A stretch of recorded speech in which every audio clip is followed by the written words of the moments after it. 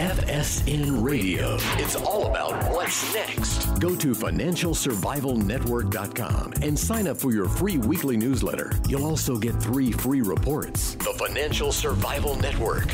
It's all about what's next. Welcome, and you are listening to the Financial Survival Network. I'm Kerry Lutz. It's 6/11/18. Hey, be part of the show. It's important. It makes us know what you're thinking and what you want. Just email us, kl@kerrylutz.com. kl@kerrylutz.com. Hey, Philip, I sent your question over to Eric Haddock as far as what he's seeing on the top cycle high for gold this time. We'll have an answer for you shortly. Anyways, talking of cycles, other things, Trump is now in North Korea. He was in Quebec. He kind of took the G7 by storm. I mean, not Stormy Daniels, but they might have have had her there for entertainment and for comic relief. A lot of tension there. Why do the markets ignore trade war emanations? Why does it keep going up? Or, the NASDAQ setting records, the Russell 2000 setting records. How can this be? It shouldn't be, but it is. Well, Jeff Smal is with us now. Jeff, welcome back to the show. Hey, Kerry, it's great to be here. Great to talk to you again. Always. So why does the market keep going up, even though doesn't the market know there's a trade war brewing, that Trump just blew off all of our so-called allies at the G7, that all sorts of bad things are happening, and yet the market's over 25,000. It's up 65 points right now, Jeff.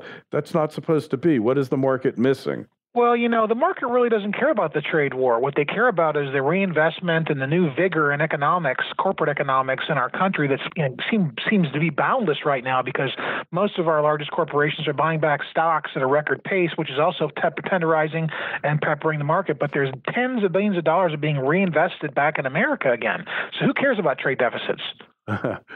Yeah, well, you can't keep going on the way you're going on irresponsibly. Trade deficits, we've got a deficit, budget deficit, the cumulative deficit over 21 trillion, probably up to 22. We've got Social Security for the second time since 1982, Jeff, digging into its so-called reserves, which are nothing more than government IOUs for overpayments, over withholding in the past. That's supposed to go into a lockbox buried in Al Gore's backyard. And the market just keeps rolling around, Jeff. It doesn't care about any of this, which is stuff that scares to death people who really understand and dwell upon these things. Well, the market seems to be in a bullish mode. We vacillated after January 26th when we hit the peak for a couple of months. It was very bearish, and folks like Jack Bogle, the founder of Vanguard, were saying we've never seen volatility like this, and now it's back to being bullish again. And so the bottom line is there's nowhere to really put your money today, so folks are running up the market again. Now, I think that's a pretty scary proposition considering where we're at. We're probably at the top end of the range in the market, and so for your listenership out there, Kerry, I think at this point, if they've got less than, $1.5 million in savings and they're going to live off a portion of that in retirement, or they are living in retirement on a portion of that, they probably should mitigate their risk, down to zero at this point, because of where we are in the cycle. And there's too many X factors out there. There's too many things that can go wrong. Yeah, there's a lot of things that can go wrong, but Jeff, so far none of them have. Well, they haven't, and nobody really knows where the seeds of the next financial crisis are planted. But what we do know, Kerry, is that we've more than doubled our debt globally. Corporate debt, public debt, private debt, government debt has been more than doubled since July of 2007 when the first credit crisis had begun. And so I think, at some point we may drive ourselves off the fiscal cliff as the government is now needing to sell $150 to $160 billion a month here in the United States treasuries, just to cover the $100 billion a month they're spending in the budget, and the $50 or $60 billion a month the Fed is selling via quantitative tightening. So, boy, I said that real quick. But if we become a polarized nation due to Trump politics, we fall out of favor. We may find ourselves in a rapidly rising rate environment, which would be a 1979 event all over again. And, logically, Jeff, what you're saying makes total sense. But markets don't move according to the rules of logic, do they? No, the markets are completely irrational, and right now they appear to make no sense. Yeah, but maybe they make a form of sense that us as human beings don't understand, or maybe only the computers really understand the markets, Jeff.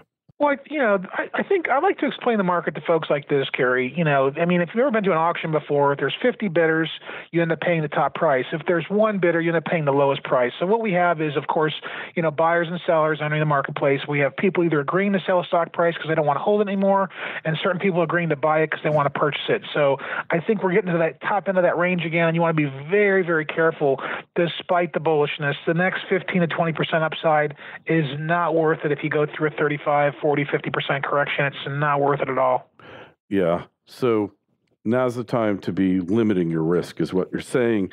The market always, and the public in general, they're always behind the curve here, aren't they? Well, they really are. The financial media and the financial press really does a great job of always trying to prevent a bear market. They're always over-promoting the market from a bullish perspective or hyping it. And I think one of the biggest hypesters, of course, is Kramer. I mean, he's always hyping something. He doesn't feel good about himself unless he's hyping something up. And so that's what the average consumer is facing. But they don't really understand that the market is at the end of the cycle. There's a lot of froth out there versus valuation. The market's been peppered and tenderized. 40% of all stock market activity the last 8 years have been stock buybacks. So it really is kind of an illusion as to where we are today in the values of the S&P being up over 335% since March of 2009, the NASDAQ being up over 500%. It's just kind of crazy, these numbers. I feel like we're entering .com territory, and we are now at the second highest peak on the Case-Shiller PE ratio in 147 years, and the market we're at the second highest peak. And so, you got record stock buybacks, record unemployment, record debt spending, low interest rates. These are all the same common denominators we had in 2007 and in 1999. And so they might sound good for the short term, but they're not going to be good for the long term, because what it means is the party's going to end at some point sooner rather than later. Yeah, the party always does end, and every boom ends with a bust, right? So, but it sure does feel good while it's happening. Look, Bitcoin, and Bitcoin's so perfect because it was such a compressed timeline for that bubble, going from $1,200 to $19,000 within the course of 18 months, and now today it's under $7,000 because there was a hacking at a Korean cryptocurrency exchange, and they stole $31 million, which shouldn't really make that big a difference, should it? But yet it seems to have made a big difference. But the point is, what goes up can easily come down, and it can come down much faster than it went up. Yeah, the Bitcoin thing is, that's just legal gambling. Until we see the SEC get in there, until we see, them regulating it, and we see where you can buy it at your clearinghouse, your brokerage, whether you're a discount broker or a non-discount broker, when you start to see Bitcoin become part of that form or fashion in terms of an investment option, that's when I think it has some real gravity to it. But I mean, it's way off its 18,000 peak. It's down to 6736 as we speak. It's down, quite a bit today because of the hacking, and so that's the problem with this stuff. It's wide open, and if you lose your password, of course, you lose your money.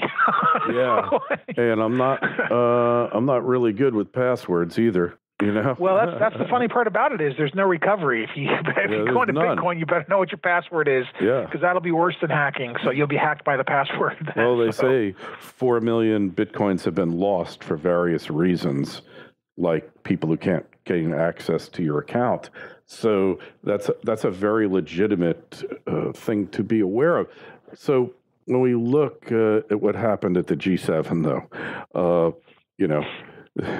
Trump, he's not one to take insults lying down, especially from the likes of Justin from Canada, and he gives as good as he gets. You think they made a mistake about him there, or was he out to show North Korea that he has gravitas? Well, there's a couple answers to that question. First of all, let me tell you how disappointed I am in the G7 leaders not unifying behind him in his North Korea event and issuing some type of a public, communique in unison. That was the most disgusting lack of support I've ever seen by modern leaders, and it shows that their liberal mentality has penetrated their own self-serving desire, which the whole liberal aspect of being liberal is basically self-serving and not caring about anything else. At least there's one leader out there trying to denuclearize. What a disappointment that was. And secondly, the second part of that question, because this really gets me fired up, Kerry, is the fact that, we run a $17 billion trade deficit with Canada. That's how much the imbalance is. Now, why don't they just say, look, we're going to break down the barriers. We're going to, no more tariffs, level playing field. Why don't they just make it level? The only country we've got a positive surplus with that's in the G7 is the UK at $3 billion. Everybody else is severely imbalanced. And so Trump's right. We have been robbed for the last 50 years. We are not the piggy bank of the world. Some of these leaders in Washington and prior administrations thought it would be a great time to spread economic, prosperity to the rest of the world and share some of our wealth and outsource some of our industries, our jobs, and our technologies. And what the people that have gotten hurt the most by that is the middle class. They've been left out in the dark, and at least somebody's trying to champion that.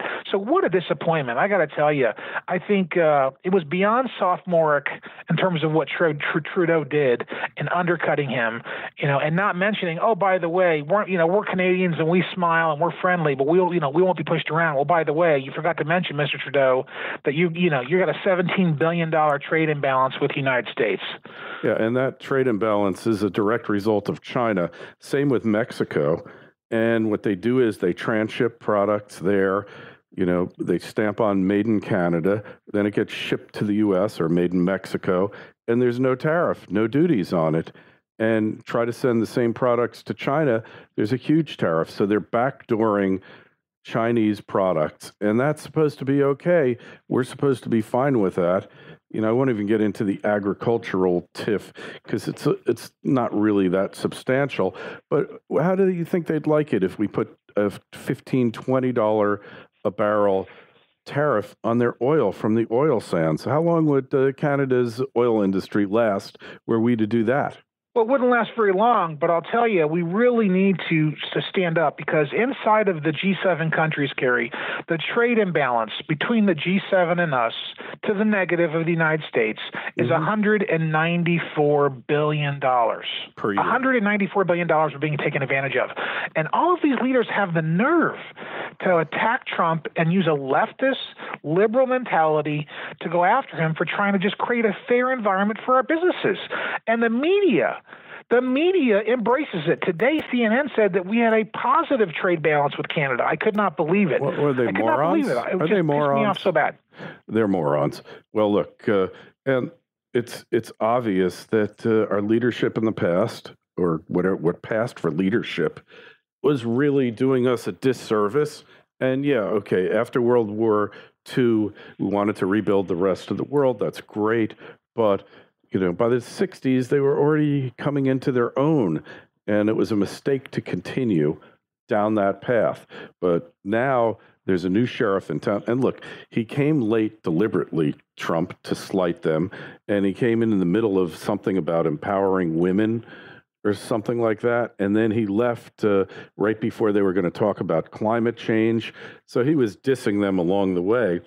I guess he didn't think that Trudeau would have the guts to throw it back in his face.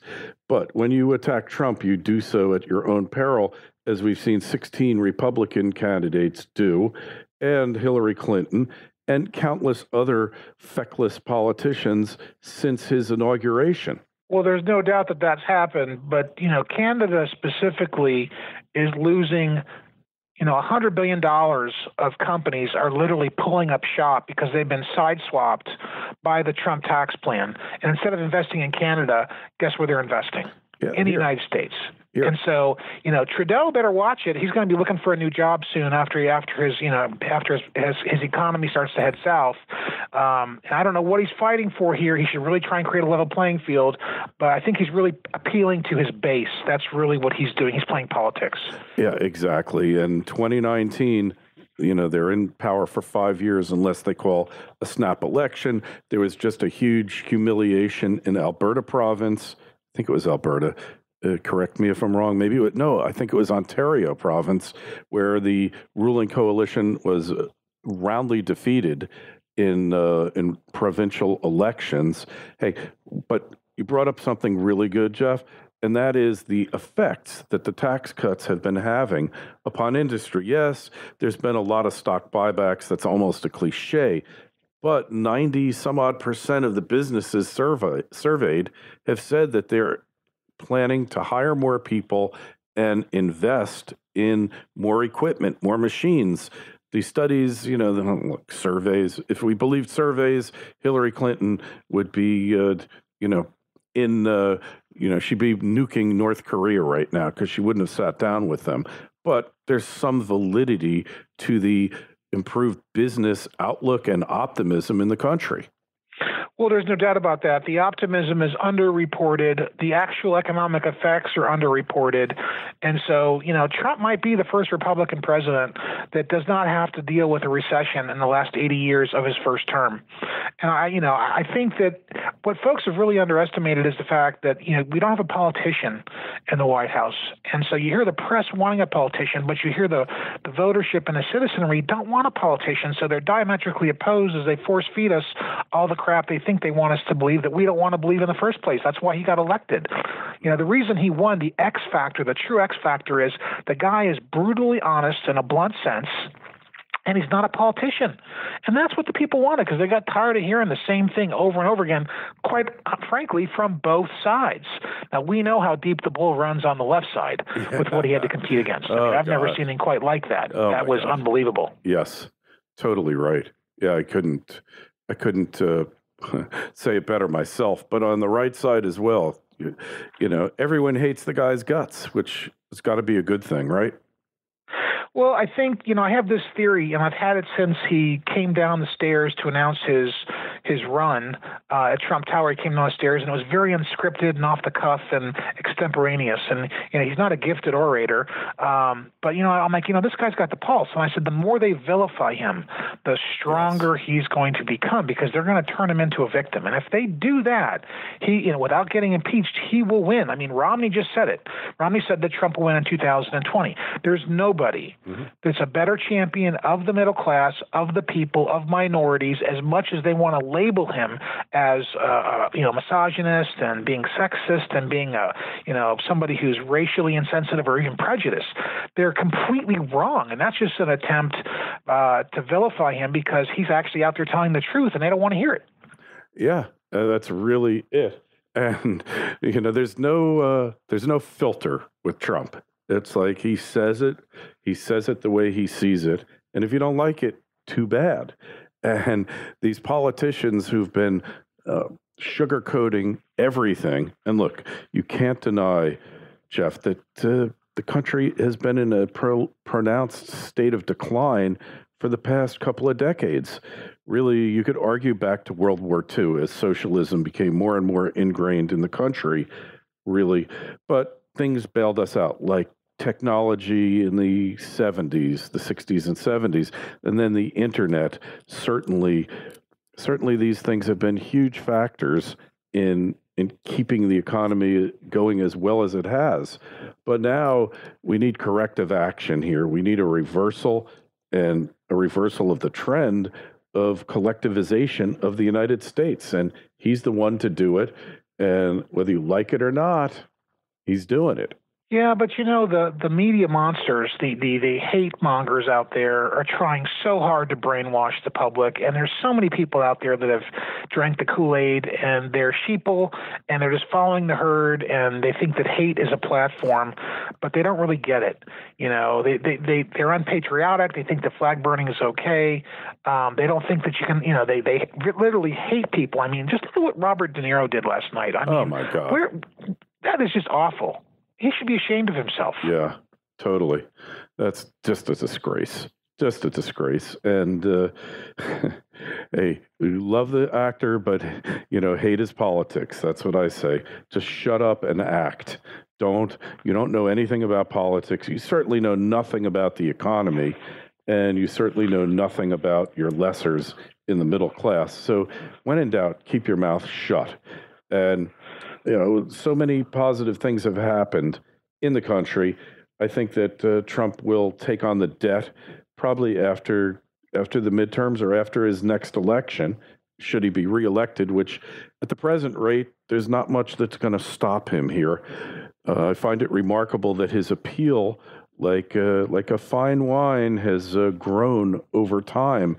And well, that's my point, Kerry. His numbers are going up. The more you vilify him, the more you victimize him, the stronger he becomes, because it just looks like hate at that point. And so if the country is doing well economically, the market's doing well economically, unemployment's doing good economically, ethnicities are doing well in the unemployment base, the best they've done in many years, why would you want to get rid of a guy like that? Yeah. For what? Socialism? For higher taxes? I mean, the Democrat, he'll be the first president out of the last 6 or 7 that doesn't lose the Congress. He'll be the first one. Mm-hmm. Every president's lost the Congress. He's not going to lose the Congress in the fall. It's not going to happen. He's not going to lose the House. He's not going to lose the Senate. He'll probably pick up a few seats in the Senate. He might lose a couple of seats in the House, but they're not going to get the majority. And so he'll be the first president to do that in many, many years. Yep, that's very true. It's certainly looking like it now, barring anything major happening in the next 6 months. And he just announced while we've been speaking, Jeff, that the denuclearization talks are going so well, he's going to be leaving the summit in Singapore early, but totally positive. I think the deal's been cut already. It's my honest opinion, because Kim Jong-un wants golden arches in Pyongyang. And, hey, who better to sell Big Macs than a huge consumer of them himself, Donald J. Trump? Right? That's hysterical. They're pretty hungry over there. They would love to have a Big Mac, I'm sure. And they'd like to be able to turn on a light and read a book at night too, which is this place is barbaric. It's a prison camp. North Korea is the most horrible, despicable place. When people are shrinking because there's not enough calories in their diet, then you really got to start to wonder, like, something bad is happening. And when you get rid of your enemies by shooting anti-aircraft weapons at them, like, a bullet behind the ear is probably going to be okay. It's a lunatic asylum, and hopefully their nightmare is coming to an end. There's 25 million people there, Jeff, and they want to be productive. They want to be part of the world economy. They want what you and I want for our families, but they've been so abused and put down. It's like Cuba, only on a far worse scale than Cuba ever was, because Cuba started out as a first world country, and it took it 30, 40 years to become a second world and then a third world, and now it's going native there. Well, they've lived on a diet of Western hate for the last 75 years. That's pretty much what they've been force-fed every day, and they've been brainwashed. Similar to some other countries in the world do the same thing, which is just amazing to me. I mean, how long can you live on that hate before you find yourself starving? And I think they found themselves not just starving for food, but for other things as well. And ultimately, that always runs its course. You can't live on hate forever. Hey, the Chinese couldn't do it. The Russians couldn't do it. So many other countries, same deal. So communism, socialism always winds up the same way. Look what's happening right now, Jeff, in Venezuela. When you look and see, that was an advanced country. It was the most prosperous country in South America for years and years. And then the socialists got hold of it, and they've turned it into garbage. Yes, they did. And so, unfortunately, it's not as bad in Europe, but their socialized policies, too, have created an era and an environment where people aren't procreating because there's no prosperity potential. Mm-hmm. Everything's overregulated. Unemployment is twice over there what it is here. And they've created this economic environment where, like in some of these other Icelandic countries, with the suicide rates off the chart, right? Because everybody makes the same money, pays the same tax, is only allowed to do this and not allowed to do that. And so when you create that environment, when you marginalize your potential, that's what ends up happening. And so we God forbid the United States ever goes down that road, Kerry. Yeah. Well, they've been trying to bring us down this road for probably 100 years, but Donald Trump is the ultimate insult to that branch. Anyway, Jeff, it's always great speaking with you. If we want to find out more about you, get your latest book, connect with you on the web, how do we do all this? Well, yeah, my book was a bestseller in December. It was just released here 6 months ago. But if you want to look at the book, it's called Financial Planning RightSideUp.com is the book's website. And there's links directly to Amazon. And also you can read about me and contact me through that website. If you want to contact me direct, you can come to my website at arbor-financial.com. All right. And hey, again, just send us an email. We answer everything. That's a promise that I'm happy to keep. KL@KerryLutz.com. Twitter feed @KerryLutz, even though we've been shadow banned since the beginning. And the Facebook page is Financial Survival Network. Jeff, it's always great to have you on, and we'll talk to you again soon. All right, Kerry. Thank you. FSN Radio. It's all about what's next. Go to financialsurvivalnetwork.com and sign up for your free weekly newsletter. You'll also get 3 free reports. The Financial Survival Network. It's all about what's next.